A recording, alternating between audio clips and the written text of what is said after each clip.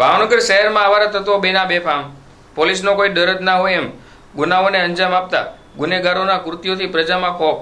શહેરના આંબાચોક વિસ્તારમાં નારેશ્વર મંદિર નજીક પાર્ક કરેલી બે રિક્ષામાં મોડી રાત્રે લુખ્ખા તત્વોએ તોડફોડ કરી હતી। રિક્ષા ચાલકો પોતાની રિક્ષા પર રાત્રે પાર્ક કરી ઘરે ગયા હોય સવારે આવતા રિક્ષામાં તોડફોડ કરેલી હોય જોતા રોષ ફેલાયો હતો। આવા ઇસમો સામે પોલીસે હવે કડક કાર્યવાહી કરવાનો સમય આવી ગયાનું લોકો કહી રહ્યા છે। પ્રજાને રાહતનો શ્વાસ લેવા હવે પોલીસ તેની સાચી ફરજ નિભાવે તેવી લોકોની માંગ ઉઠી।